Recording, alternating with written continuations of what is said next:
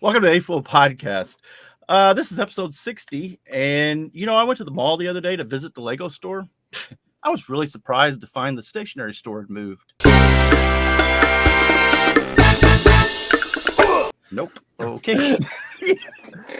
What's up, guys? Mardigrasman23 here, and it is once again time for the A F.o.O.L Podcast. We have Joey, aka BrickTrains, up there in the corner. This is his channel. We have BrickTsar right above us. That's Jabo. And we have a very special guest today, Alex Nunes, all the way from his office. I would say his basement, but he's actually in his Star Wars office. Yeah, I'm upstairs today, guys. It's too cold for the basement right now. It's too cold. We have snow yet? It's starting to snow now. We're getting some rain, and it's going to snow tonight. Yeah. Let's hit it our way, I guess. So we're in November, and we've had a day and a half of jacket weather. Oh, nice. I'll take that. A day and a half. Yeah, but like right now, it's 89 degrees, humid. I wore shorts yesterday, so. Knock it off. I don't want to hear that. Did you do the introduction?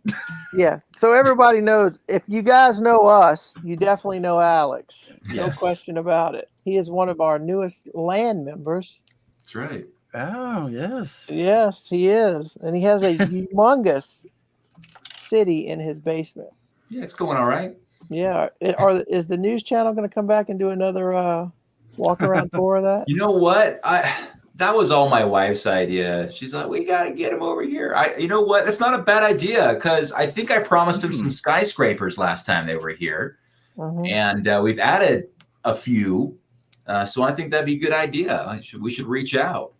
Why not? Yeah. Why not? Yeah. They're always looking for good human interest stories, right? That's right. Yeah. You know what? It's election today, right? So after all that hubbub is over and everybody calms down, then we can do it, right? There you go. It's nice to give the news people something positive. I know, right? Never know more than that. Yeah. Yeah. So when was that? That first one, that was around the time the Lego movie came out. Right? Yeah, it was about the same time. Was that like 2014 or 2015, something like that?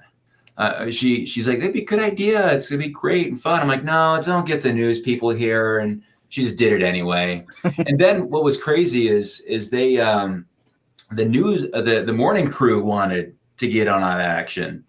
And I said, the morning crew, what does that mean? It means 5 a.m. is what it means. And I'm a morning person. So that was rough. I actually never even saw that morning segment. I just said, okay, it's out there, whatever. But yeah, that was a rough morning. But yeah, I could imagine. So we normally do a little section we call the Vault section, since this, we are old or fans of old Lego or old fans of Lego, whatever we are. But at any rate, you had a set that I saw in one of your videos, the 4030, which is the cargo carrier, and this is your first Lego set as a kid. Yeah, I have it here. Cool. See, I'm so prepared, you guys. You got way more than us.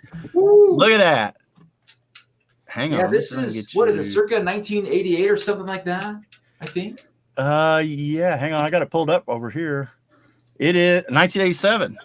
1987. Now it's in relatively good shape. I don't know if the camera can see this, but there are some scuffs along the hull. Yeah. So this is actually your original one.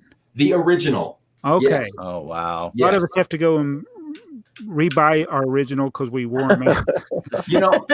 I've done that too. Absolutely. But it's hung in there. I think in preparation for this podcast, I went through and made sure I had all the pieces, and it has all of them except for one. I think there's a little light that's supposed to go on here, but my dog at the time, this is many years ago, obviously, got a hold of it and shoot the heck out of it. So you're probably wondering, just replace it, dude. I'm like, yeah.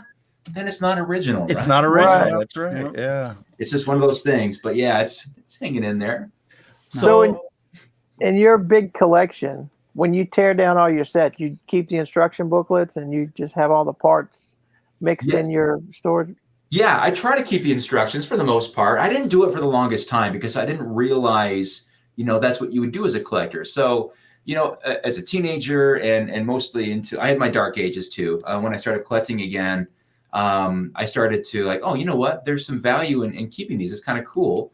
to keep those. So I have I have collected the instructions, but that's led to another issue of space, right? Yeah. I mean, those things are thick and they pile up and they're heavy. Instructions So, are yeah. worst. They're the boxes are bad enough, but I flattened most of my boxes. So You know what? I might have to do that eventually. I think I'm getting to the point where, because I'm stuffing boxes everywhere, guys. I don't really want to do the garage, because the garage you're looking at like spiders getting inside of them and things like that. right. Not that that's not going to happen indoors either, but we try to spray for that. Regardless, it's not a guarantee. But man, I'm stuffing them under my city and everywhere I can. I got to get like an outdoor like storage unit or something like that. I don't know. Well, but yeah, maybe flattening them out is probably a good way to go. That's what I've been doing, is just flattening them out. So Well, you've done an excellent job of like all of your spaces, whether it be in your office or your work area or your city. It always looks clean and organized, even when it got dusty. yeah. The dust storm. Thank you. I appreciate that. I try really hard. It does take a lot of effort to keep it organized and clean. Obviously, you guys know it's no easy thing. But yeah, there's a definite effort. I wish it was better though. If you were here, you would be able to see, it's not super duper clean. But we always say it's all about camera angles. That's right. yeah, that's good. I like that. I'm like, oh, I can see too much dirt there. Yeah, that's good. I like that. Good technique. Yeah, the camera doesn't show the first layer of dust. yeah, the second or third it does. Yeah, right. Maybe, yeah. So you and Earl are both building the SIT complex. I think you're way ahead of Earl, though. Oh yeah, is that right? Yeah. You see, mine's in that back corner. Oh, I can see it. Yeah. Well, how many floors you got and what's in it? I have the Central Perk, the Sesame Street Daycare, the Queer Eye apartment, the Big Bang apartment, the Seinfeld apartment, the two floors of the Friends apartment, and then I have Brother Thor's rooftop apartment. I think that's all of the the floors that are real Lego sets, right? Yeah. You have the Harry Potter one. I got the Harry. Yeah, that's right. I just added that. That's true. So yours is 8 floors then, right? Yeah, 1, 2, 3, 4, 5, 6, 7. Yeah, 8 with the roof, right? Nice. Yeah. So I got just the one extra, the Harry Potter, and so he got the instructions out for the office, right? It's 2 floors. And it's 2 floors, and I'm looking at mine in the city, and I'm sure you guys have seen it. It is just getting bonkers big, right? And I thought, and it's just starting to dwarf the Avengers Tower. You can't dwarf the Avengers Tower.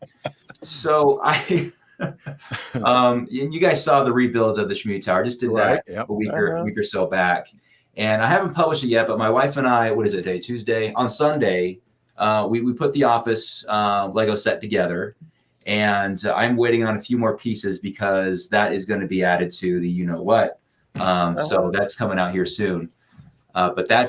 But just like the SIT complex, it's going to have to take 2 floors. Yeah. It's a lot of space. But yeah, fantastic build. Absolutely love it. It is. So you went to a convention this year. BrickTsar. Yes. I finally did it.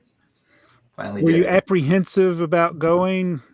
I was. I don't know why I was, but I've been going to the local convention here in the Salt Lake Valley for a number of years, and just last year, before this one, a neighbor of mine decided to do it, and I helped him out, and it was an absolute blast. And I thought, oh man, okay, I got to do this next time. And so yeah, I participated in it. Brought a few things from the city, a couple ships and whatnot, and it was a to-do. It was a little stressful, but I'm really happy I did. I learned a lot. There's always kind of that learning curve you have as kind of the newcomer and bringing your own stuff. So definitely going to do it again, I think anyway. But yeah, it was a great time. It was great meeting new people there and other AFoOLs and things like that. And some great creations, obviously. And kind of the behind the scenes too of the whole thing was a lot of fun as well. Yeah. So that was a great experience for me. Yeah. So you said you went and helped a buddy before you went and took your own stuff. Right. Yeah, we did Brick World for the very first time we went to the convention, and then we took stuff. So yeah, that was a huge learning curve. It's not what everybody thinks it is, but it is.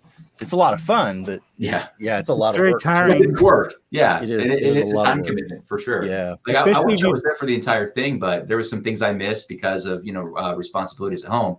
right. But yeah, it was a lot of fun. Yeah, we're definitely going to try again this year. Sorry, Jabbo. Yeah, I was going to say, like, as a YouTuber, it's easy to think, okay, I'm going to go to this convention and I'm going to I got all these ideas I want to do and film. And then when you get there, it's like, I don't have time to do all that. I don't know how some people do it. Yeah. Right. They have a cameraman that follows around. It's good to have a crew, right? Yeah. Show. It's tough. Well, speaking of crew, Beyond the Bricks came after Brick Slopes and did your video too, just like the news crew did. Yeah, they finally made it out. It was fantastic seeing them, and they were at the show doing a lot of videos of some great creations there at Brick Slopes, and we made it work. They were actually going to come during the show, and I was communicating to them on Insta. I'm like, hey, yeah, you're welcome to come by. I think it was maybe Saturday. I can't remember, but I said I'm going to have some of my collection there, and they said they pumped the brakes, like, oh, whoa, let's come back and let's go at a time when everything's going to be there. I said, okay, well, I guess that would be Sunday.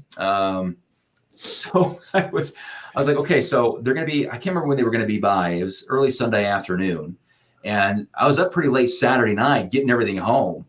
And not only did I have to get it home, but I'm like, I got to get this all back together. That's what I was here. So there was kind of a rush, but we got it together, and obviously my wife and kids were good helps as well getting that together. So it was a rush, but we got it, and it was fun to have them over. Yeah, they did a good job. They always do a good job, Josh. They do. They're good Handler interviewers. They brothers. ask good questions. Yeah, great guys.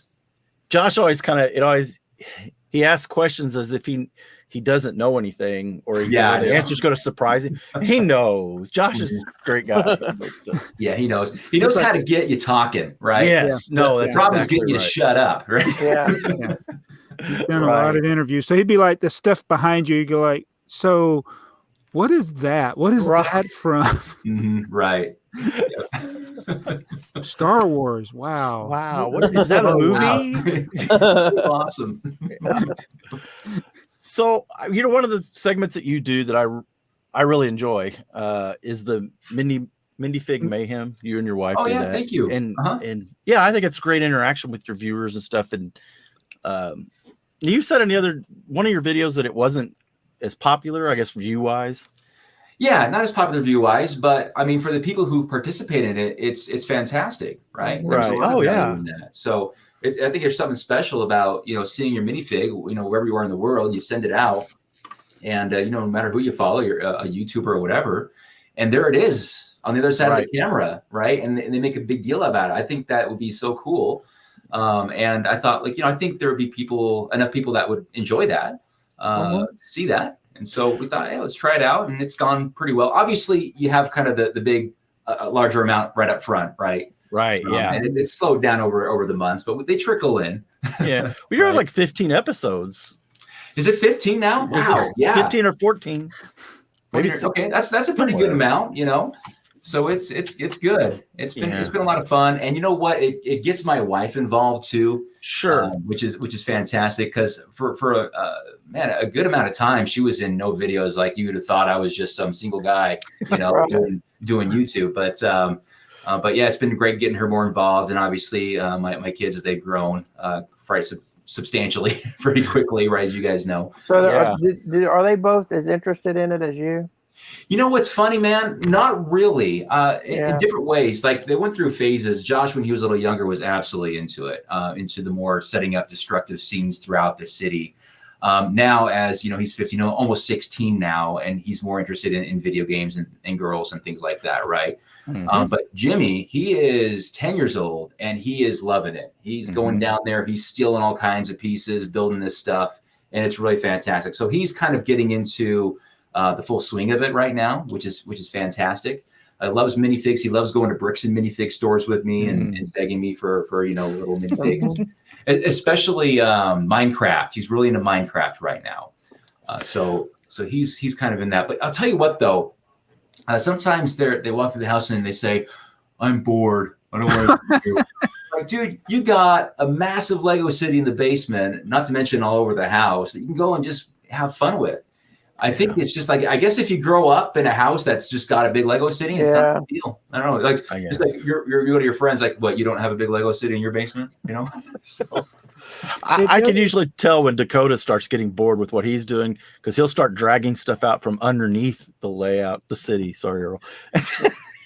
I had 2 kids only, but they grew up. This is all they knew. They always come down to the basement. They do their own thing, build their own thing. They knew to stay away from my stuff. I was Lord business with my stuff, but they had plenty.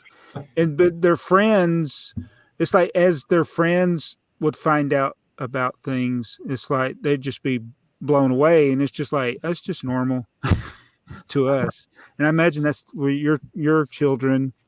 It's the same thing. It's like it's just, hey, this is normal. Yeah, right. But I tell you what, when he does bring his friends over, they are, whoa, this is amazing. I would never leave this house. So my son-in-law, he was like, he said, I have a big collection. And then he came down here the first time, and he's like, oh. Love it. Do you have a pile of unbuilt sets that they can just go grab and build? And then you're like, whoa, I was going to build that one. Yeah, you know what? That's when I know that a set is a good set, when Josh, my teenager, wants to build it. And he finishes it. Like, there not very many, but sets like the Titanic, man, I think he built most of that. And he'd sneak up here and start building. I'm like, hey, I was going to build that section. Come on, man.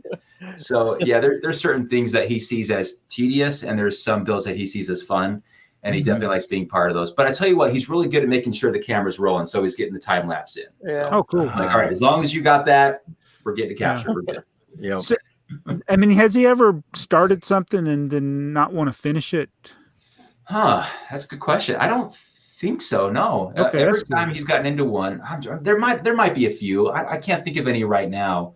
But usually, if he's excited about a build, he'll usually finish it pretty quick. He's getting better as time goes on, I've noticed too. Yeah, Jabo's son has a problem with that. Yeah, I can tell which sets he doesn't like because he doesn't finish them. Right. We're still trying. We got some sets from about 8 years ago. We're still trying to finish. Oh, no. Yeah. One thing I really love that he does do is he likes those large Technic builds, the more complex builds. And especially the ones where they have a pretty complex gearbox, like those 1/8 scale Technic supercars, right? He loves putting those together. And you know what? To be honest, guys, I think he's better at it because I'm not a very patient builder. I like to go really fast. And you cannot breeze over those quickly, right? You got to be very careful you're not missing a little bit of a piece, because if you do, well, that is a nightmare going back and trying to make that right. So he's really good at making sure he does it right the first time. Right. A lot of time. Those are a disaster trying to fix a mechanical problem later. Yep. Yeah, you got it. That's why they're geared for the older people. Yeah. But not too older people, because just like you, I think the rest of us have a little patience problem. Yeah. It's like, let's build this, let's get it done fast, quick. So when you've built some rather large sets recently that you probably, I don't know if you would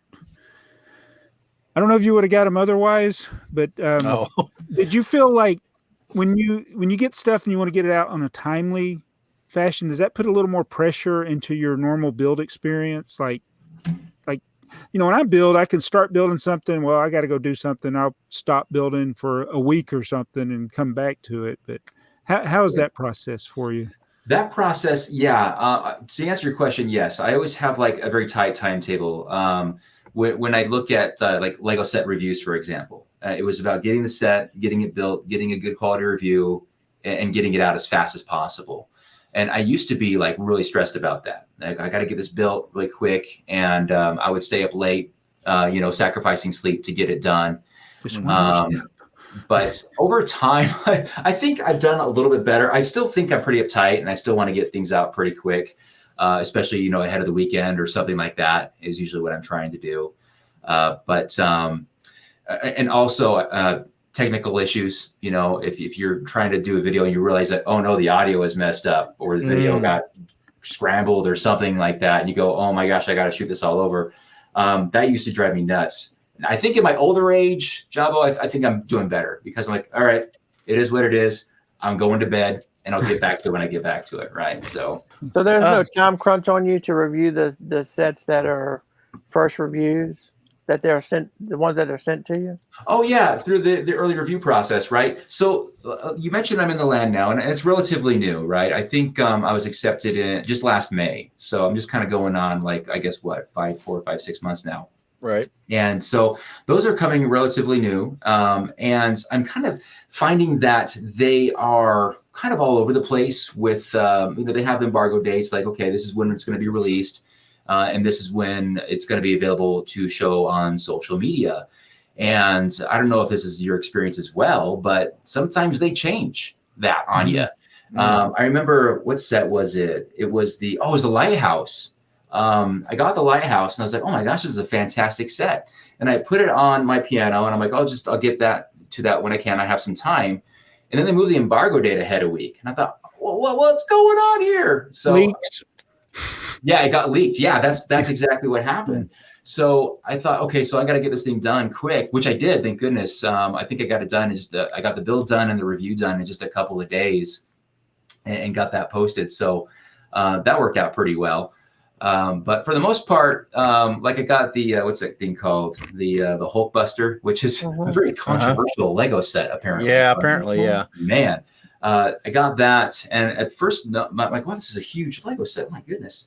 And I'm putting this thing together, and I kind of, it was already announced, the embargo was up, and I got to say, it kind of relieved a little bit of stress because I could already see like the initial reactions to it. And that was kind of helpful. But not that I was watching reviews. I try not to watch other reviews. I try to just try to do my own review of it and my own, reaction to the set without being influenced by others. But that was one where I actually watched other people's reviews, just kind of see what was going on with it. And I think I was the nicest. I wasn't very favorable in it, but I was definitely the nicest. That's for sure. Yeah, it didn't. Yeah, sometimes it's good to see like what other people might have noticed, a potential flaw or a potential good point that you might have missed. But yeah, I've been on that end where you said either something nice about something that you liked or something bad about something you didn't like, and people are like, "No, you're wrong." Yeah, right. Oh yeah, you put yourself out there. You're asking for it, right? So that's just kind of standard operating procedure for a YouTuber these days, right? Right. We just find it interesting that there's never early reviews like that on smaller sets. Yeah, where are all the small set reviews? Yeah, you're right. It's only the mega sets. It is the mega sets. Yeah, I guess those are the ones that kind of get the clicks, right? Is that it? Yeah, that's it. That's got to be it. Well, and yeah, I'm sure Lego's wanting to push the higher end sets too. So, well, yeah, like in the early review offers, I think, but they do a full array of Lego sets. I've noticed, and I think Speed Champions are in there as well, right? Yeah. Oh, yeah. But hey, they're Speed Champions. They're awesome. So yeah, Speed Champions is a very good theme. I don't even like cars. I like it. Yeah, that's one of Earl's favorite set. Would you like to collect them though, don't you, Earl? Yeah, I do. I build them. Yeah. And then I put them back in the box and put them in a tote. What? I don't have a big basement like you. I'm in Louisiana. Okay. Well, speaking of collecting, then, and this is not on the, maybe it is on a show note. I don't know. So the other day, me and Earl, it's the other guy, TrainTsar. Why do I have such a block on saying TrainTsar? We did a trade, and I opened up a set that we had traded, and it was an older set. And I'm not complaining, Jabo, because this just stuff happens. It's been in my basement for 9 years. Look how warped his plate was. That's the stuff that happens when you keep some of these things. Oh no! For so many years, I'm not bending that. So and I had an extra one, so it's no big deal. But so that brings back in the whole concept of sealed sets that everybody's keeping in their basement. And what is the condition of them? And again, this isn't knocking Lego or anything. Anything that is blind to you and is sitting there over time. This is probably just stuck between a couple bags, and the way it laid, it just took that shape. Yeah. but Lego didn't intend us to keep it in the box. they for all they those years. they absolutely did not. They put better seals on it, right? Yeah, open it right away. Yeah. I have an interesting experience when you said that. When I first started Lego investing, right? I dropped a lot of money on a lot of Lego sets, and this is when I think it was the Creator Mardigrasman had just come out, and I bought a couple of those because I thought those were pretty hot items, and they were. So I don't know how many years they were on my shelf getting dusty, but the time came where I sold it, and this buyer comes back and claims that, hey man, this doesn't have the train plates like you just showed on the camera. Oh yeah, they were missing all 3 of them. And I went, oh, okay, well that's a problem. So I want to make it right. So I'm like, well, Lego will replace pieces for free. Unfortunately, they don't make that color. I think it was black, the train base. But it was a 28 stud base, right? It was the bigger one, I think. Yeah, the bigger one. Of course, it's the bigger one that they don't have anymore. Right. And so I what did I do? I think I ended up, because I wanted to make things right with it, right? And I ended up taking my own black plate for my own Mardigrasman and mailed it to him, because I replaced mine with a gray one. And wouldn't you know it, it gets lost in the mail. Oh, no. And I'm just going bonkers. I'm like, you got to be kidding me. I just gave away this plate and it gets lost in the mail. So I said, all right, dude, look, I don't know what to tell you. I'm all out of black plates. I can get you a gray one. Here it is. And that's the last. I don't know. I tried one more time. I think he got it the second or third time. But yeah, that was a nightmare because, I mean, I guess it's his word, right? Right. He didn't get it. So all 3 of those plates would have probably been in the separate bag, unnumbered bag, right? Right. So yeah, exactly. I think he lost them. I think. Yeah, and that's what you're thinking. Like, dude, come on. Are really? All 3 of them? All 3? Yeah, I find that highly unlikely. I mean, it's a rare thing to not see or not to not get a certain piece in a Lego set. The latest example I had was the 1989 Batmobile, that big one, right? There was a couple of small plates I was missing. No big deal, right? But the 3 large plates from the tree, I'm like, I don't know. Yeah. To be honest, my percentage of missing parts from a sealed Lego set is very low. In fact, I can only think of like maybe one where I've had a few times where we're building and I have an extra piece and a missing piece. And it's like, did I put something in the wrong place? And there have been times where I've got a substitute piece, and there's times I've had a missing piece, but it's so rare. I mean, I've opened thousands of sets, and it is rare. I have had the warped, like the green train. My base, one of my bases was bent in the green train, and that was a brand new set from this year. Yeah. So the brand new one was warped. Yeah. Well, that's bent. One of them was bent, and it's probably from the way stuff sits in the box. Depending on how that box got thrown around, it's like it could have got bent. Well, that's considered a damaged piece, right, John? Yeah, and I could and that one's still in production, so I could call them up. But when I assembled it, it kind of unwarped itself. I mean, I hadn't even called Lego about it. So with that black train base, was that it wasn't feasible to try to find it on BrickLink?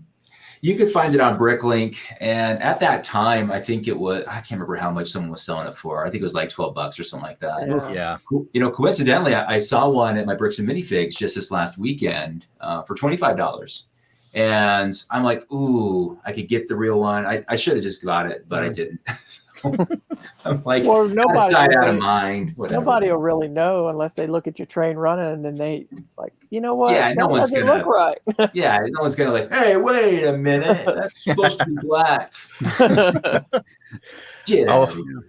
I unfortunately used the 28 stud plate to make tenders for some of the steam trains that I make, and they're starting to get expensive. I think they're closer to 20 now in the United States. Trying to get one if you can. I don't even look lately to see if you can get one. Right. There's a pretty sizable price difference between the 24 stud and the 28 stud, I think. Right. Yeah. So 3 of us here are obviously BrickLink sellers, and one of the things that we like to do when we open our sets is we cabbage all the bags out, right, and seal them up to send parts back out. But I guess the paper bags are starting to show up now in some of the Lego sets. Which one was it? It was a 3-in-1, I believe. Yeah, Creator 3-in-1, 3-1-1-1-1. Apparently the paper bags are now starting to show up. So I guess good for the environment and everything, but I don't know what I'm going to package all my sales in now. I still have plenty. Well, I have a lot, Yeah, but should have a pretty good supply for the meantime, right? for the meantime, yeah. But For the meantime, yeah. It's not like I'm getting hundreds of sales a week.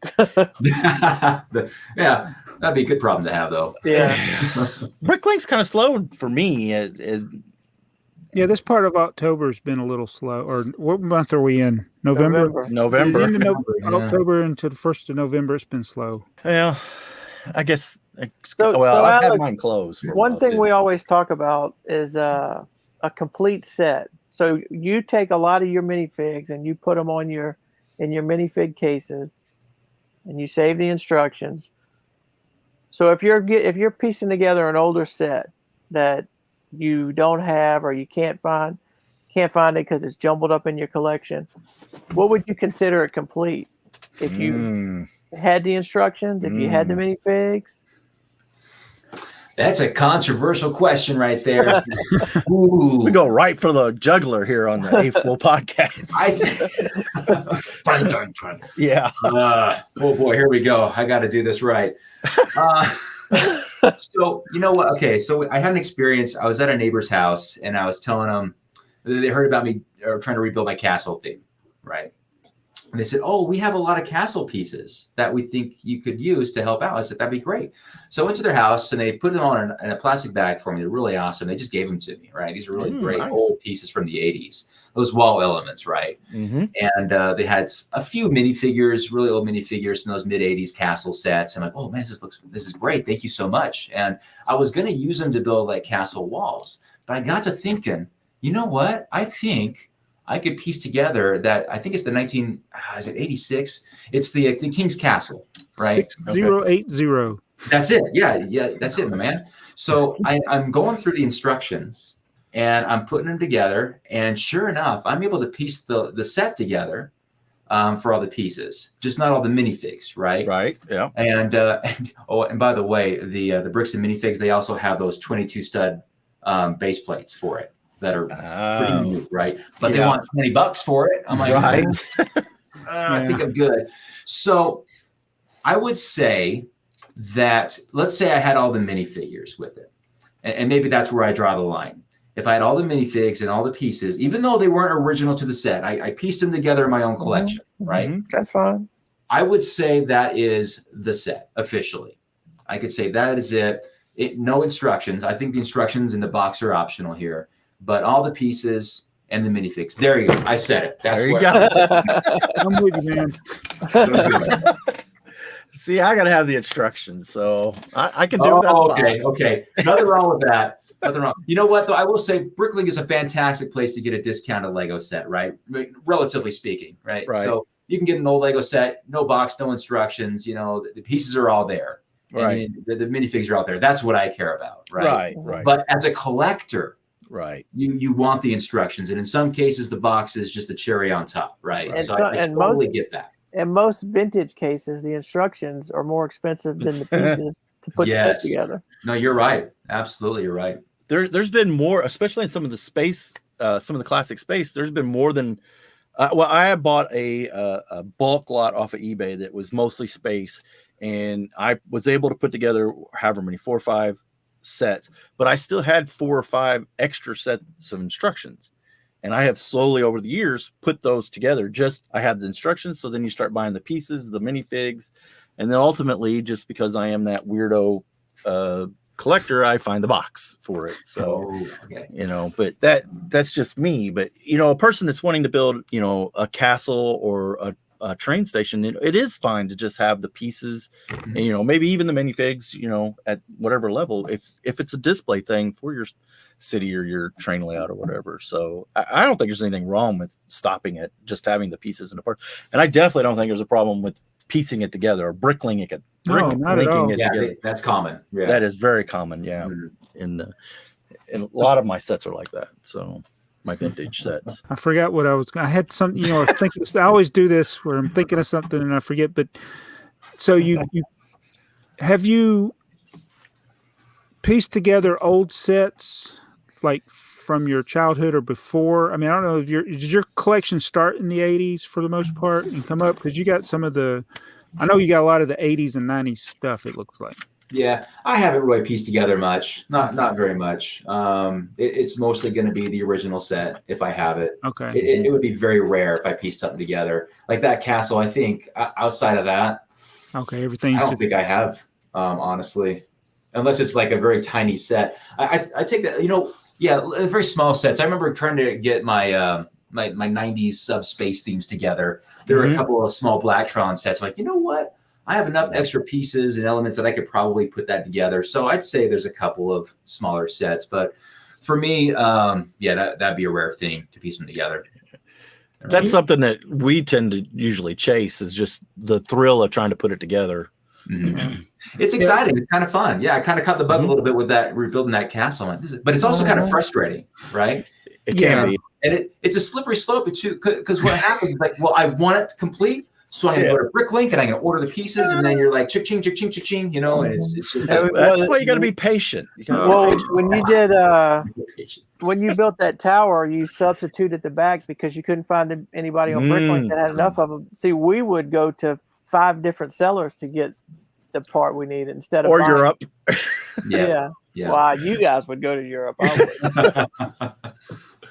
Hey, speaking of the Shmoo Tower, am I saying that right?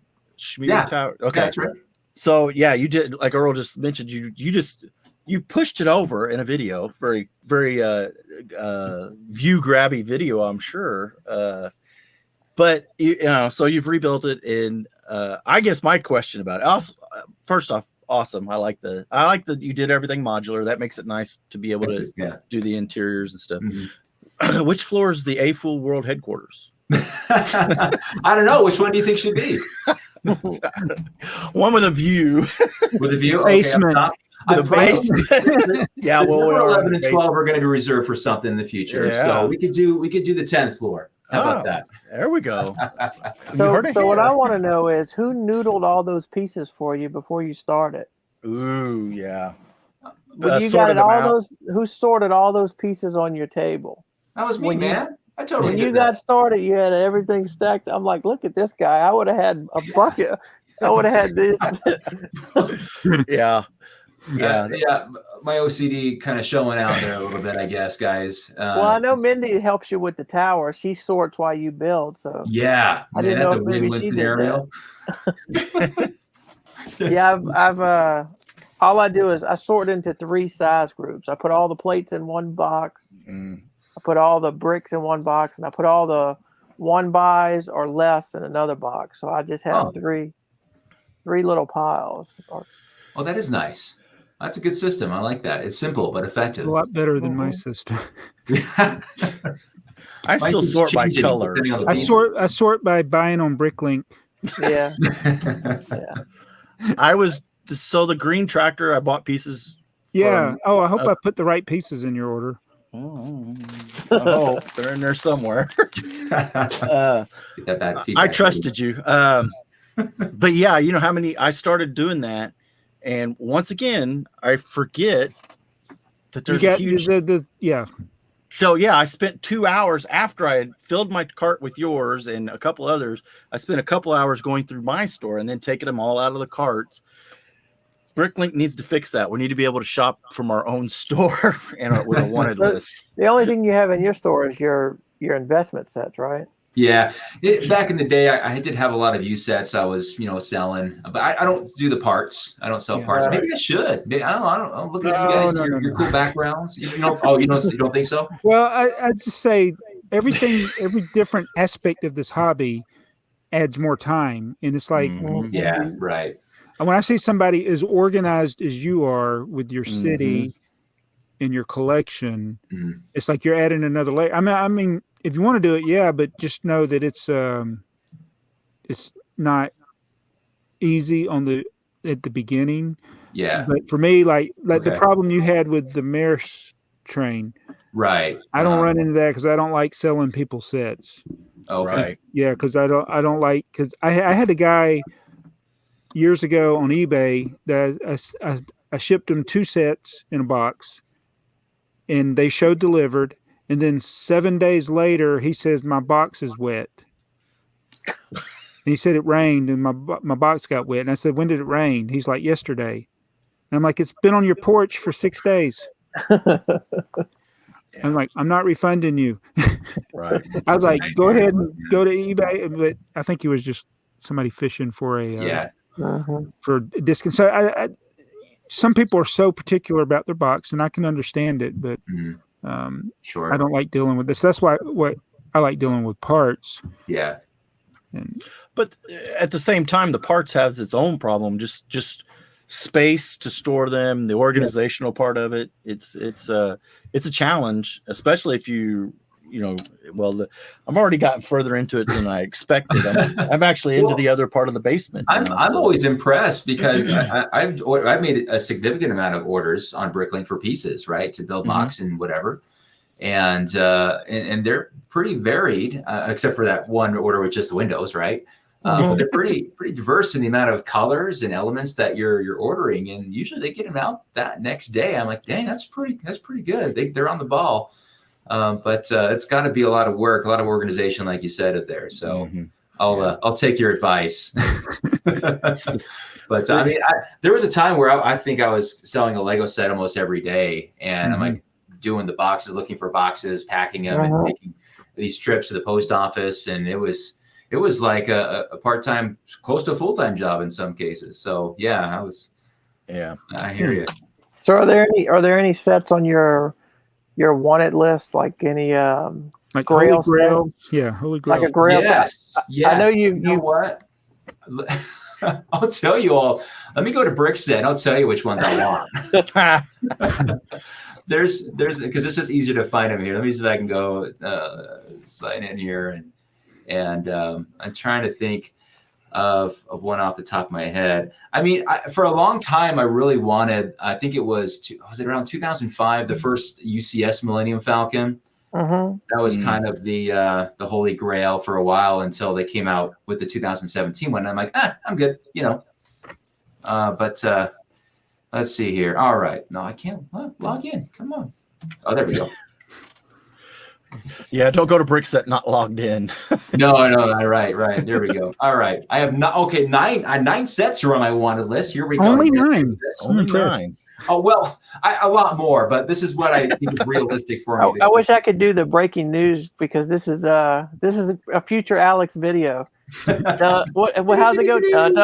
Breaking news. My top 10 most wanted sets that I don't own. Here we go. It is, and here it is, number 9. So this one is a set that I used to have that I sold, and gosh, I wish I didn't sell it. But it is the Imperial Trading Post. Oh, yes, that's the pirate set. That is such a man. I love that set. That's on my regret list as well. Yeah. So there's that one. I also wanted this is an Mtron set, the Celestial Forager, and I think I could actually piece that together, guys. Looking at it, but that's kind of a smaller set. 6896 is the number on that one. But that's one Mtron set I don't have. I never actually have had that. So see, that's one you could go to Bricklink, print the parts list, and then you could just kind of fish around, and then you build you a wanted list in your Bricklink. That's what we like to do. We like to get a set. And okay. So that one. Oh yeah, that's a doable one. That was doable. Absolutely doable. Okay. This next one, not so much, guys. This is the Mill Village Raid. That's the goat set, right? That's the goat set. What's the number? 7189. Yep. Oh, okay. There's 2 goats in that set. Yeah. Yeah. Anyway, there you go. There's the goat. I would love that for the castle layout, obviously. Yeah. Well, if you didn't want the goats, it's not too terrible, is it? The horse is probably pretty bad to get. I could forego the goat for the village. I'd do it. Yeah. Every time Dakota picks up my goat out of the farm section, I say, no, put it back. That's $100 goat. Yeah. He just looks at me like, what? Yeah. What? He has no concept. Wasn't there a Lego set? What did we just get that should have had a goat in it? Man, what is it? Was it The goat boat? Yeah, the goat boat. Yeah, that right. Yeah, everybody thought they were going to be in the goat boats, and then there were they weren't. goats. Then they What was that? Lego's playing with us. Yeah, I swear. Goat boat. Oh, there it was. Or Ragnarok or whatever. Yeah. What was it? Love and Thunder. Love and Thunder. Yeah. I actually have it right up there. You can't see it. What? I can't see it. Those are terrible brick-built goats. Yeah. No. What's the other ones you got? So there's that one. The other one is this is a UCS Star Wars set. This is Vader's TIE Advanced. That's one of the original ones. One of the original UCS. Yep. What is the number? 10175. Oh, I'm not like Jabbo. That's not original one. I was TIE Advanced. I was thinking of the other one. That's the TIE Interceptor. Oh, I don't remember that one. That's a UCS. I don't remember that. This guy, right? Yeah, that's the one I was thinking of. That's the TIE. That's the one That's the original one. Yeah, I traded that one to Jabbo. Yep. You did, huh? Uh-huh. The TIE Interceptor. This is one of the smaller ones, isn't it? The TIE. What did you call this one again?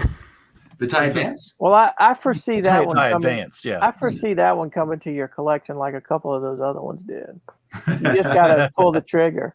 that was a fun conversation I had with the wife. That it was like a Sunday afternoon, and I'm like, hey, hon, how would you feel if I I was like $1,200 or $1,300 on two Lego sets?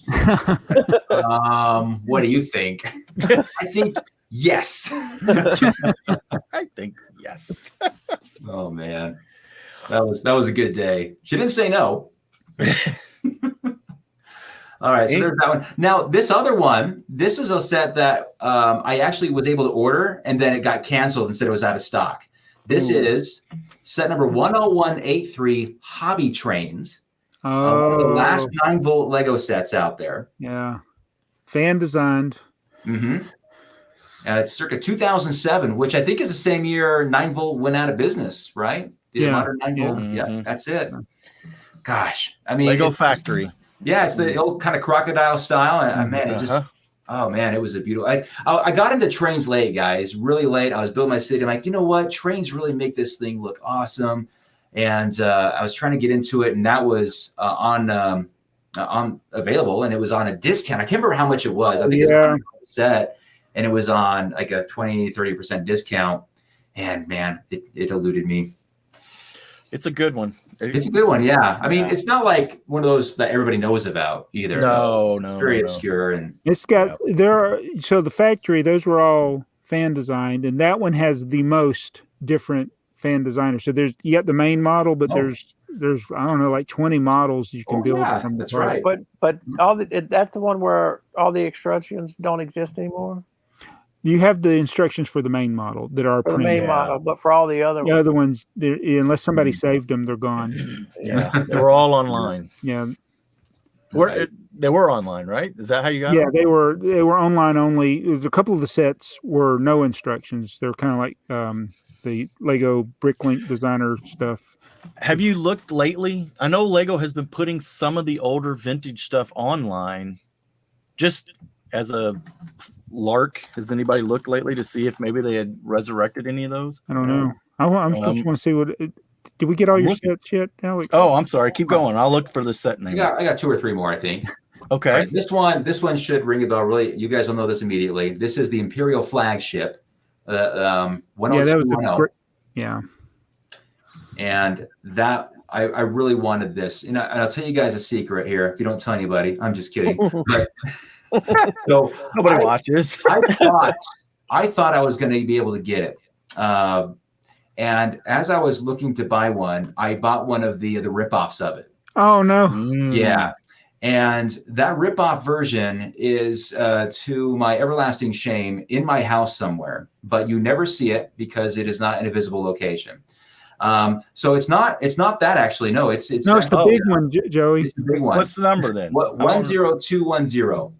So the ripoff is a reminder why you don't buy ripoffs. Yes. Don't do it again. And I will tell you, huge quality difference, guys. Huge. But no, I had it. man, but it's just a little bit too pricey for me right now. But that is a glorious set. And I think it was a Christmas morning I woke up and I saw that on a deep discount.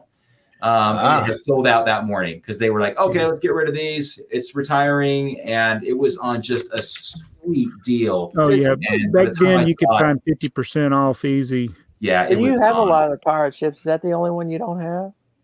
Let's see. No, I wanted to have the Black Seas Barracuda from 1989. I would love to have that, the original. And let's see. I had the Skull's Eye schooner. Absolutely love that. And let's see, I'm trying to think pirate ships here. The Imperial flagship you had up previously, I don't have that. I used to have that, and to my shame, I sold it. But yeah, because I thought I don't have room for pirates. I'm gonna specialize in Lego City. So yeah, it is what it is. So there's that, and also here's the last two are Star Wars sets. Oh, three more. This is the B-Wing Starfighter. 10227 is also what I would like to get. I don't have that one. 227. Yeah. Thank you. That was one that was on clearance for a long time. Yep. Oh. That was a good one. So I got to get that in here somewhere. Don't know where it's going to go, but got to have that because you have the A-Wing, the X-Wing, the B-Wing. You got to have that, right? Yeah. So I just don't see the B. I guess it's. I don't see the B. I see a T. Yeah. Whatever. Ewok Village 102. I'm surprised you don't have that one. Yeah. Was it Well, I think the reason why I didn't get it is because it wasn't your traditional ship, right? Right. That you put on the shelf, like that's a cool starship in space, right? You can fly around and go whoosh. But now that, of course, it's long retired, I want it. Yeah. Great set. And last but not least, this is kind of an odd one too, but it's Wally. 2133. Yeah, it's small enough. I could probably get it together. There's a lot of custom. What was the out number there on that for one? a smaller version? Oh, do you want the number? Yeah, I didn't hear it. I'm sorry. I Oh, talked. you're good. I said it kind of quick. 21303. There he is. There it is. Yeah. And I can't spell Wally, so. There it is. Yeah. Oh, and that's a controversial set too because it had the clutch power problem with the neck. So, so people kind of like take pride in the fact that they have the one that does have the issue. Right. Yeah. Yes. Right? Yeah. The one that doesn't work. Yeah, the one that doesn't work. Yeah. Kind of odd, but Those are some great sets. Yeah. do they say that in the BrickLink listing? This is the original with issue with Nick. I don't know. There's a couple I don't know.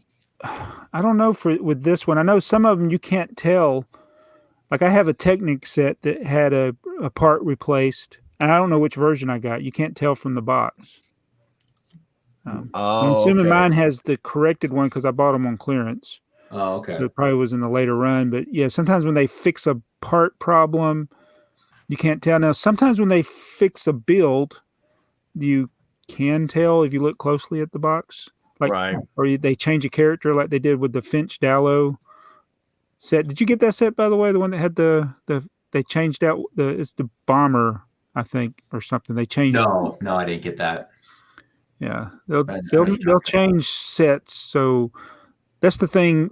Like if you just buy sets and build them, you don't care which version it is sometimes. But yeah, a lot of times people don't realize they have multiple versions when they correct something in the middle of a run. Yeah, I just got I just found what is it? The Ferrari, the open wheel racer. They redid it. The sticker has the name on it. The McLaren, I think it is. Oh, you have it. It's a big Indy car. It's a big Technic Indy car. It's orange and blue. I think. Yeah. Well, they released it with the company's sticker on the wheel. The wheel sticker has the company, and then they re-released it and they took their logo off the wheels. Huh. Okay. Oh. And so I picked one up. I found one on clearance at dirt cheap, really cheap. Right on. And it's the original. It's with the original sticker. I wish I could. I'd have to go look at That's a weird set because it's a great set. I love it. I actually have it. I'm an F1 fan myself, but the McLaren team totally changed their livery, so it doesn't even look like their car this year. Oh, yeah. So anyway, when I got it, I didn't even realize it till somebody pointed it out to me when I did the videos. So I kind of looked it up, and some people said they took it off because they didn't get the rights from the McLaren or whatever. And then some other people said that no, they changed their car and they wanted it to look more like the actual car, and it doesn't have the look. It's just whatever. Whatever. Yeah. I could see them. Yeah, changing the car and they want the set to match. I could see that being a problem. By the way, the 10183, the factory crocodile set, there is no instructions online, so they have not fixed that. They don't even have the original instructions. Do you have the Santa Fe? No, you know what? That is number 10. There you go. You said it. Oh, I love that set. Oh, yeah. I think that is just a beautiful, one of the best Lego trains to ever come out of the Lego group, in my opinion. Well, Joey has so many Santa Fe's. He's built like 5 or 10 extra cars for him. Wow. I have one car of each one, but I have a bunch of. That's the one that's hard to piece together. It is very hard to piece together. Yeah. And it's also when they the original run with the limited edition, the first of those that came out, they sent a bag separate of them. So I bought 5 of them when that came out. They were $35, I think. Each in my box, I had a bag of the little the side rails, and I don't even remember which part was wrong in the set. Now it's been so long. What it was supposed to have was the rail with the little knob on the bottom down there. Yeah, and I think it came with just shorter, just straight rails. It must have been when they changed it. Yeah.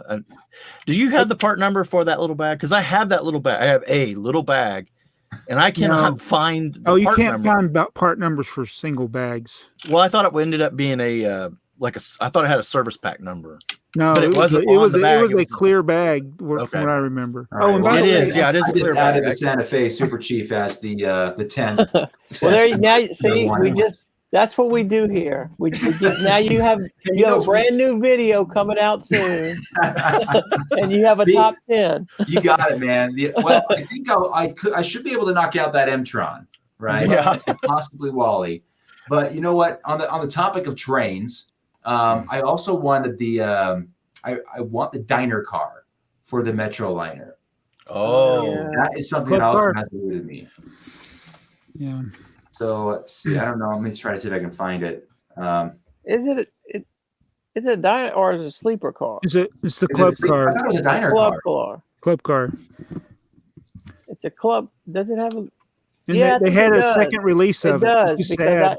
It does because I made some from my red passenger train, and I kind of looked at it's got the little sink thing in there. So yeah, I think it's a sleeper car / diner car or something like that. Here it is. I got it. Hang on. You got it? You're both wrong. It's an yeah. Well, come on. Hang on. I'm going to... there it comes. One more click. So you got to knock out the M-Tron so you can add this one. Then you'll have that's okay. 4547 is that? Yeah. And that was re-released. Club car. It's 1002. Or 10,002. I mean. Club car, 1993. Whew. Yeah, that's beautiful. Yeah, it's a good. Yeah, that's a good looking little set too. So what would make that one hard to piece together, Javo? The printed pieces. The printed pieces. Ooh, yeah. Oh, those are panels, aren't they? With the little. Yeah. Oh, and so the re-release has panels with, I think, the hollow studs, and the re-release of the Metroliner has a different sticker sheet and some printed pieces that weren't printed in the original. Other than that, they're pretty similar. Oh, and I think one other thing I just thought of, the Lego factory train, the 10183. If I remember correctly, the instructions were outside of the box. Yes, mine are. Okay. Oh. Yes. I don't know if you said that earlier. No, I did not. So somebody could find one of these boxes sealed, but there would be no instructions inside the box. So the Metroliner re-release was the 9-volt train that didn't come with the speed regulator, right? Both of them. Well, actually, the Neither original. one of them and did. The re-release. original one didn't either. Yeah, they didn't have the speed rate. They gave you the 9-volt track, but they gave you no. They gave you a motor and no way Yeah. to power it. Well, I think I have. would have I been think you mine already is had the- that. Yeah, I think mine is the re-release. The sticker sheet for the club car is $50. What was that all? That's it. Well, and then you And got there's the only doors one and the in- windows. The online, windows right? are There's only gonna one be- listed. Hmm. So the Yeah, instruction. the doors and the panels that you were talking about, or the doors are like $5 to $10, and the panels are $10 to $25, basically. Yeah. You know, Just so be cheaper to find one. it'd be cheaper to Yeah. find one. Yeah. That's part of the game that we play. Is it cheaper to buy a set, or is it cheaper to put it together? And you know, that's just part of the things that we like to find or like to do when we're collecting, if you will, our stuff, Right. the vintage stuff. So Yeah. Right. but it's So interesting. you mentioned you had a dark age. Did you? I had Yeah, a period. I had a period where I never got away from Lego. I just didn't really do a lot of buy-in. Didn't do a lot of. But so, how was yours? I realize my dark ages had a direct relationship with the amount of money I was making at the time. How about that?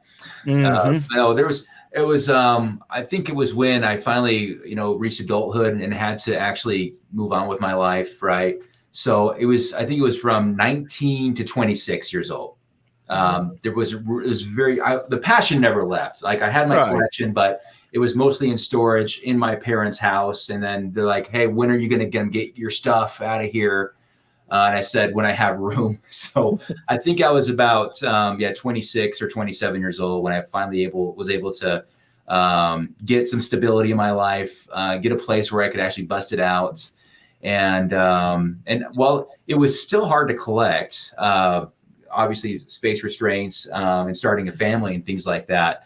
But it was, I think when I finally finished college, I went to college late. I think I finally started when I was 27. I guess life started when I was 27, guys.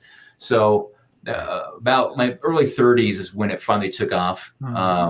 And was like, okay, I found a good job, got some stability, and it's time to go crazy. It's about the same time I think we moved in here. 'Cause that would have been, man, how long have I been here? About 12 years, 13 years now, something like that. But yeah, that was a good amount of time where, not much was going on in the Lego world with me. But I remember at one point, I went into my parents' storage. It was in their storage room, and they had a pretty good sized storage room. They had one of those rooms that was, it's like a basement, but it's actually underneath the garage. So it's just like surrounded by concrete, right? And so I went in there and I actually built a small Lego city. It was like, I don't know, 6 foot by 6 foot city with all my stuff just to kind of bust it out. And kind of like, oh, it's there. One of these days I'll get you out. Don't worry. But yeah, there you have it. So yeah, we I guess the dark ages happened for me. It was a dark time in my life. So the house is on fire. Mindy's got the kids out and they're waiting for you. What's the one set you're taking with you? Well, the one set that I can carry, I'm taking the Titanic. Oh wow! I'll tell you what, the Titanic I can replace, right? Because it's still out there. Right. So I got to think of something well, what can I even carry? You're like, hold on a second. It's got to be some of that monorail down there. It's probably worth more. Oh yeah. I don't know. I'm reaching and grabbing. It's with my luck, the fire's going to start in the basement. Yeah. I've had a few conversations with my insurance agent saying, okay, look, I have this collection. This is what I think it's worth. What's my coverage here? Because land doesn't burn in the insurance, right? You if your house burns down, you still have your land, right? So I'm like, okay, I'm not even thinking about my personal property outside of Lego. I'm like, oh yeah, that's right. My wife has a piano. I forgot about that. So I want to make sure I keep good records of what I have, because there's stuff in our collections you can't replace. No. There's no way. So if I was able to, the monorail, it's up there as one of my favorite sets. but a little hard to grab that in a rush. So Yeah. I would say, how about the Ghostbusters Firehouse? I love that set. Man, It's that's nice to grab. Ironic. yeah. Yeah, Firehouse. What? Something interesting going on, and I just want to get your kind of opinion on it. Is this the whole 3D printed duck thing? Well, all of you guys, have you been seeing this at the Lego house? Did they Where forget how to do injection molding? Well, no, but this 3D printed duck, I don't know if I can print it. Is that the one Ducks Bricks just did a video and said he bought the most expensive Lego animal or something? Possibly. Let me see if I can get this. The little red pulled up. Yes. Yeah. That will be freely available at Lego House later. Yeah. Well, but still have to go to Lego House to get it, right? It's exclusively there, right? It is now. Right, Yeah. right. What was it? It was a factory tour piece, wasn't it? And then now it's going to be at the Lego House. What does it say? But anyway, it is obviously, I mean, it's 3D printed and it moves and actuates and everything that like the original wooden duck and the Lego set that they had. But the quality is a little suspect, I would think, for a Lego product. I don't know. This is 3D printed and the wheels roll on it, right? It's a pull toy. Its mouth opens. Yes, it's a minifig size pull toy. It's little bitty. Oh, it's super tiny. Yeah. Oh, okay. Yeah. Wish I had a better picture. See that picture, it makes it look bigger than it is. That's for the minifig hand. It's tiny. Yeah. I don't know what this is going to do. Nope, it says I need cookies. Yeah. Oh, there we go. We can see. Yeah, there it is. There it is. Yeah. Anyway, All right. So I guess we're going to see that for $100 on BrickLink, right? Yeah, at least $100. It's an interesting because I have the Lego House duck, and yeah, depending on what the price is going to be on BrickLink, yeah, that's probably going to be an item that I'll be searching out because it is. I'm not going to make it to the house anytime soon, so yeah, that'd be cool to have in your minifig display case right there. It would be, yeah. So, is there any reasoning why they went with 3D printing? I don't know if it's just because I don't know if they went for the novelty or if it was an easy way to make it function that at that size. I mean, they don't have no elements that would make that function the way it does at the size that it is. I don't know. It's a good question. Why they've done this? Unless it was just going to be a one-off thing that became more popular than they expected. Testing the waters. Yeah, possibly. They do that quite often and fail. Video. They fail. What do that? See what people like. Yeah. Right now, as we speak, somebody in Denmark is coming up with another app-based product. Oh boy. Yeah, Jabo's love for app-based Lego products is long and storied. Really? He does not like them. So what are your thoughts on all these every month we get 2 or 3 multi-$100 sets? Is it a good thing or a bad thing? I think it's too much of a good thing. That is a fair answer. That is a very fair answer. Because I don't know, and I've heard this a lot from the Lego community and from people who follow me, and they always say the same thing. Like, this is just too much. Like, we usually get 1 or 2 big hitters right in the year, right? And and they're very anticipated, and the news breaking on them is huge, right? And I look at what just this year alone has brought.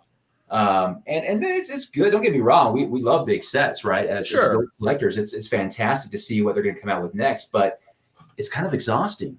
Right? Yeah. And it kind of ruins the I don't know, the specialness of it, I guess. So yeah, I think that's kind of where I'm at with it right now. Well, and then the people that do that collect, right, in air quotes.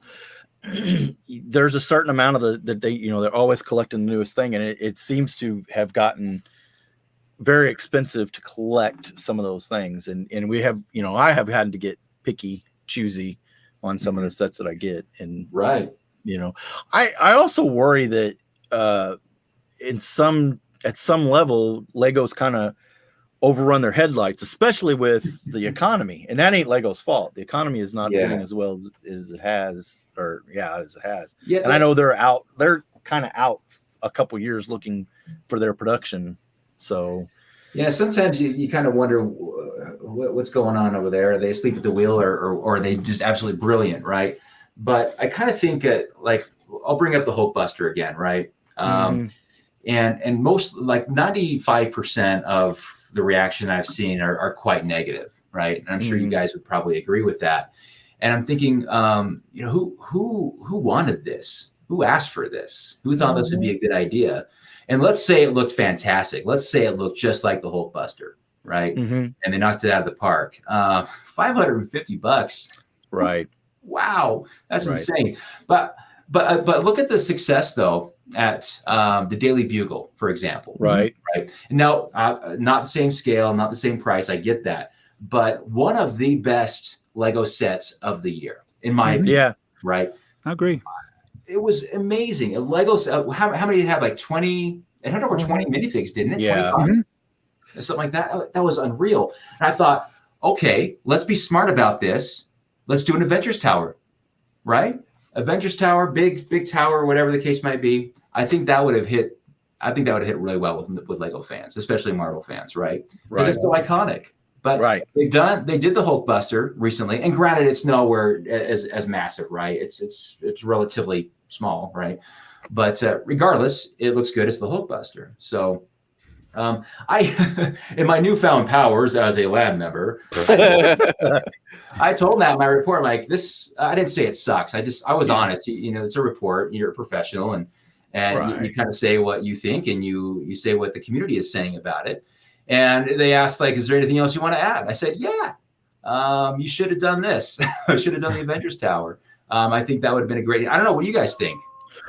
Yeah. Oh, I think the Avengers Tower would be a great set. It probably needed to be a year away from the Bugle, just because of the pricing. And I could imagine that being an expensive well, that's like set. I think the Sanctorium is a great set.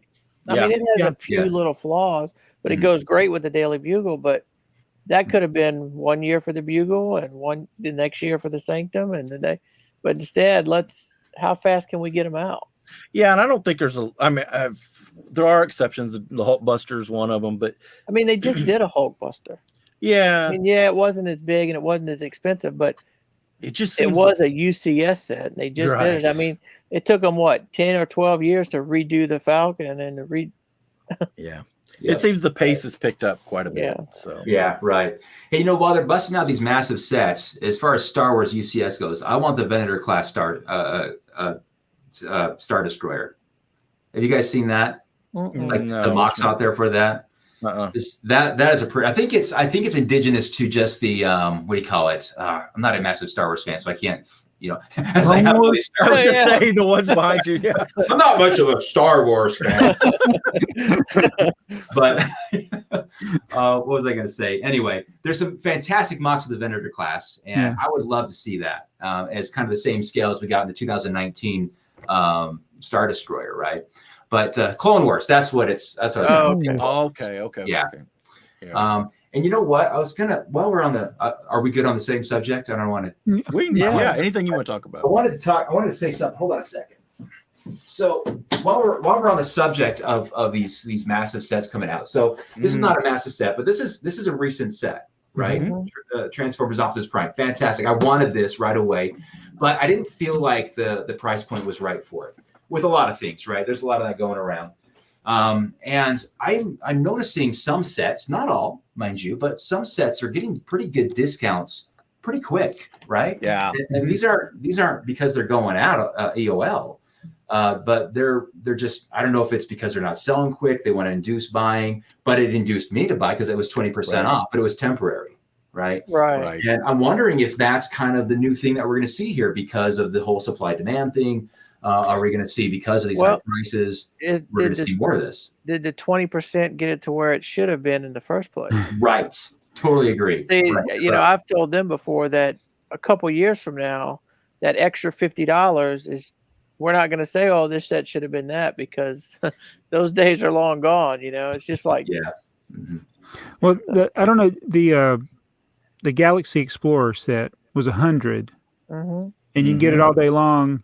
There's pallets of them at Walmart for 75 now. I thought it was a decent value at 100. Yeah, Right. I did too. Yeah, I Yeah. agree. Right. And I don't know if they overproduced it. I almost feel like it should have been. I think the Castle set should have been closer to that price instead of the 400. The one that won the voting, but it's like it's 4 times as much. Right. It's big. I mean, I don't know if I guess it's worth the price. I don't know. But it's just so many. I think it is. It's controversial for me to say, but I think it's worth the $400. Yeah. I kind of wonder the Galaxy Explorer. There's so much of it. And it really seems to be, Walmart centric. There seems to be a lot of it at Walmart, right at the $75 price point. Mm-hmm. It almost makes you wonder if Walmart didn't say, "Hey, we want a bunch of those." Maybe they had somebody That's in kind of what I thought about. right in the purchasing department or whatever says, "I'm a big Lego classics." Then they bought too many. Well, no, it could be. Look, we're seeing them in middle of October, but it could be their Christmas item. Right. Yeah. It could also be. They could plan on selling 100 per store, and Well, and classic Lego fans are boisterous about how they like their classic, and this is by far one of the best throwbacks to classic space that Lego's ever done. I mean, this is the Benny set was great, but this is even better in my opinion. Oh yeah. So I mean, I have no problem with them overproducing, and it ain't like they're going on discount to clearance, right? They're just on sale, and they keep showing up. So there's plenty of stock there, and I don't know, unless Jabbo buys them all to part out. No. Have you guys all built it? Yes. I haven't built it yet. I have. No, I didn't build it. My son built it. Alex. I've probably got 100 sets. It's just I don't know why. My problem is if I build them, I have nowhere to put them. Again, space. Space. The evil enemy of us all. Yeah, right. I think, it's bad. It's bad, but yet I keep buying them. I just, I got the roller coaster. I got 2 or 3 modulars to build. I got Diagon Alley to build. I'm just like, Wow. and I want to build them, but if I start building them, where am I going to put them? It's just, I don't. Something else I don't is gonna have have the to go in a luxury. bag. I don't have Yeah. the luxury of what you guys have. Yeah, I'm pretty fortunate to have the basement, and also fortunate that my wife just lets me, use it all. But I'll tell you this though, the big reason for that, guys, is not because my wife is like, "Okay, fine, take it." She loves gardening. She loves the outdoor stuff, so that's her realm, which is fantastic for me because I absolutely can't stand that stuff. She even loves mowing the lawn. Wow. Like, you can mow the lawn all you want. That is why this marriage works so well. Right. Because she doesn't want to be inside the house. She's out there. So I'm like, all right, I guess I'll take the basement and the office and the bedroom upstairs if I have to. Right. Oh, so your office is upstairs? Yeah. So this is, it's a 2-story traditional house. So this is upstairs. I didn't realize that. So that's a long haul down to the basement. Yeah. You build something in the office? Yeah. Yeah. So the office is on the main floor. Right. This is your studio, right? This is the studio upstairs. Okay. Yeah. Okay. Right. You got it. Yeah. So you build in the office. You don't build in the studio. No, I built in the studio. I built right here. Yeah. Yeah. This then is where he you gotta does. This is where the time lapses happen. Yeah. Yeah. For a while, I did do the office. You're right. I did do that for a while until I said, you know what? I'm taking that extra room upstairs, and it's going to be the Star Wars room. Well, we're almost an hour 20 minutes here. Oh man, time flies when you're having fun, right? Yeah. It does. Yeah. It does. Would you like to sit through some of our comments? I curated them again, which I know Earl hates. I like it. Travel's all about it. I'll go off of it. Did we miss anything? I put one in there that we missed, a late comer from the Chicken Parrot Duck episode. Oh, Uh-oh. I just forgot. We forgot to celebrate our 60th anniversary episode. This is what today is. This is episode 60. Number 60. Yeah, I noticed that. I'm like, I feel pretty special. Yeah. Have you ever noticed that, Alex, with the Lego anniversaries? Like there'll be one year there'll be a 30th 35th anniversary, and then there'll be a 40th anniversary, and then there'll be a 25th anniversary, and then there'll be a 60th anniversary. They're all over the place. There's always an anniversary of something that started at a certain time, right? Yeah, right. And now we're on the 90th anniversary. 90th. This year. You know what? Let's do this again in 10 years. Let's see what we get for 100 years, right? What's it going to be, guys? All right. J. Curl, more power to Joey for labeling the episode 59 as episode 58 is in the description. A good excuse to get back on the redo this episode after the announcement that Mindstorm is being canceled. Also a bit ironic when talking about copying and pasting descriptions on eBay listings. Yeah. Did you read the chicken parrot duck episode one? The one right above that? Oh, okay. I thought that was a good answer. It says 1201-2 is a two-legged small-nosed elephant. Oh, my goodness. I wish you could see the picture of this set we were talking about. I can do that. Hang on. The most give me a different second. names for a dumb set. Okay. Well, see what Alex calls it. Oh, yeah. Alex, what is... Okay. Oh, we can't because it's... hang on. I got to go to BrickLink to find it. Oh. BrickSet doesn't have a BrickSet picture doesn't have it. Right. This is an official Lego set. An official Lego set. Okay. It's a, yeah. What do you what would you call that? A toucan? Oh yes, I love it. That's not what it is, but yes. Yeah, there's the polybag. It's a We Duplo accept that polybag. name. Yeah, they call it a chicken and A chicken. And what was it that There's BrickLink turkey. called it? Turkey. Yeah. Somebody called it. A record-setting 6 pieces. Yeah. Yes. Complex right there. Well, back in the day, that was a lot. Yeah. Oh, it's still Apparently, chicken back in the day, you could just show Guess up so. one day. Do you It's a remember Lego. when Lego instructions were like one page front and Yeah. back for like Yeah. 400 pieces, one page front and back? Now They were you get a designing book stuff this in a day thick. back then. That's why the Page- instructions are so thick. Yeah, You page get one piece of the page that, wow, don't overdo it, Legos. I struggle with step 1 sometimes. Just like sit there, face plate on the ground. I don't know if I can do this. Come on now. Yeah. Dunkster Bricks, I had micro saved to read for so long and was really looking forward to reading it. No point now. More power to the spoilers. Oh, you were talking about Micro. The book. It's a book by Clancy, not Clancy. no. Michael Crichton. Micro. Yeah, there we go. See, this is how good we are, Alex. We don't It's even amazing. remember what we talked about on the last episode. That's pretty random. 8880 got it a year ago and is nice condition with unused stickers and box. Love the nostalgia of wanting this set. Battery powered bricks. He was our guest. Mhm. He was our guest last. Yeah. He said maybe part of a square piston GBC or more power GPC. So he commented on his video. Yeah, they were talking about the motors, how hard they are to get the power. GBC is dependent on power functions currently, and that is no longer part of it. And they're having trouble with the powered up driving. You have GBC. some very unique older motors running some of your amusement rides. Yes. Are those old Technic motors? Yeah. They're the really old ones, and some work better than others, right? Mm-hmm. But I don't even know how I got them. But they're fantastic at running some of the rides. Yeah. Yeah. They work well with those the train speed regulators. You get with those 9 volts, right? Mm-hmm. Yeah.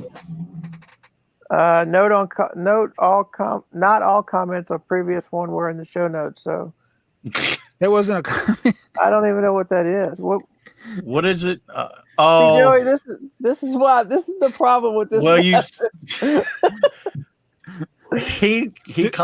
wrote a whole bunch of stuff. Yeah, okay. Just move down to Chris's moment. All right, Chris Cummings. As a young adult, I visited Antique Toy Mall in Fairmont, Indiana. Is that close to you? Not really, but The it's in Indiana. The hometown of James Dean. When I looked around the shop, I couldn't believe how sheltered I was growing up with the toy store at the mall. When I go to the flea markets, there's so many other things that capture my attention. It's rare to find Lego sets at those, but there's always plenty of comic books. Yeah, that's I don't know if we talked about it. you remember getting the Sears Wish catalog? Oh, yeah. Just flipping through it, and you're like, Mhm. man. I mean, it really was a Wish catalog because Yeah. you would never see those toys on shelves anywhere. Chris, he also says if you guys were in a Jeep being chased by dinosaurs, Jabbo would say more power. It's always nice when you go It's always nice when you all go off the beaten path and convey some knowledge via your other interests. Yeah, as we were talking about books and movies, Yeah. Other interest. sports. Yeah. What is this? Yeah, we don't know other interests. Yeah, it's dangerous on a show talking mostly about Lego to talk about other stuff. So Yeah, sometimes we do that for 20 minutes. I can go down a rabbit hole. Do you watch football? Oh, here we go. Yeah. Who's your team? Just tell me who in the NFL. Just so you know, I'm not a bandwagon fan. So I'm from the Bay Area, California. Okay. Right? So my football team is the Niners. Okay. My baseball team's the We Giants. hate you. It's okay. I'm used to No, that. Yeah, the Niners were in the same division with the Falcons and the Saints for years. Yeah. Oh yeah. You used to really They used to always beat us. To the team of the '80s, man. Yeah. I remember being young. My dad telling me like, you are so spoiled right now because your team is always winning. I'm like, he's all right. So go on. I interrupted you. What was? No, you're good. No, I was going to say the baseball team of the Giants, and let's see, the basketball team is the Golden State Warriors. And they were awful for decades until recently, obviously. So I'm like, hey, finally. Yeah, they got Steph Curry, man. I love that guy, man. Amazing. College. Yeah, he does it right too. He's not a Brick Badger. Hey guys, love the podcast. I'm a Lego camper collector. Wow, there you go. There's another one out there, Jabbo. He collects campers. He collects campers. Campers. I was wondering if you guys have a favorite Lego camper set. I'm partial to any of the sets from the 80s, 6690, 6694, 6351, and 6388. But always feel like they could use more power. More power. So Alex, Fabuland camper. what we like to do is if you stayed to the end of the video, we usually give a phrase or something to leave in the comments. That lets us know that they made it close to the end. Oh, that's smart. I like it. Yeah. Okay. Battery Powered Brick says the A.F.o.O.L Podcast number. Oh, see, there I go again. So this More power, you more say. power, yeah. Dude, Jude, hey Joey, Jabbo, and Earl, and Brian, good guys, keep up the good work. Steve Bricker, spoiler alert, everybody dies. I'm assuming that's about micro. You can skip the last one if you want. Yeah, that last one's a encyclopedia. Yeah. Well, and I put it in because Brian had replied, but that's okay. Yeah. Yeah. We get it next time. So the word of the day. Oh boy, here we go. Is Alex's top 10. If you made it this far, leave us a comment about Alex's top 10. There you go. Video coming soon. You got to do it now. Yeah, you do. Oh my goodness. Well, this has been fun. Yeah. Oh, hey, blast! Absolute blast! Thanks for having me, you guys. Yeah. Thank you for coming here. Absolutely. Yeah. Putting up with us. And well, it wasn't easy, but I did it. Oh, how many sets do you have that are fully built? Do you think fully built? Like, they're not away in the box right now. Do you think? I don't know. I'd have to do. Let's see. If I did a percentage, I would say maybe 800-ish. That's a pretty wild guess, though. Well, the reason I say the Guinness Book World Record is officially still 1,251. It's been like that for like 10 years. Somebody needs to break the record. Okay, so I'm going to count them now and see what I can figure out. There you go. Hey, there's another video. Idea. That's what we do here, Alex. How many built like real Lego sets though, right? Real Lego, official Lego sets, and here's the caveat: when the record was set, they had to be different, so you couldn't have duplicates. No duplicates. Okay, that's no timber truck army. You had to have the instructions, which I thought was ridiculous. Oh, I thought that was ridiculous. That's a tough one. But you have them somewhere. Yeah, because I was about ready to bust out a lot of my 90s race car sets, and I got a bunch of them. But I don't think I have much of the instructions, though. Yeah. We need to change the rules. Yeah, change the rules. Hashtag change rules. Yeah. There you go. The new word of the day. Change the Change the rules. rules. Top 10 or 9 or 11. Yeah, right. Was this Well- where I say goodbye? I think so. I think we're there. so. Well, we want to thank Alex again for coming and Yes. classing up this show for a Yes. couple hours. If you don't know Alex, I don't know how you don't know. Go check it out. He's got the awesome Lego City. He's been doing YouTube for a really long time too. So check him out. Thanks again for Joey for hosting this on his channel, BrickTrains. Earl, as always, down there in Louisiana, my arch enemy. And now we have something that Earl and I can share. We don't like the 49ers still, even though they're not in our division There anymore. you go. Bring on the hate. It's all good. We'll be back in a couple of weeks with another A.F.o.O.L podcast. Check out the stuff in the description. And what was the word of the day? Oh, top 10 list for Alex. Top 10. You got Top it. 10 list. See you guys. Thanks. Bye. Thanks, guys. Have a Thank you good so one. much.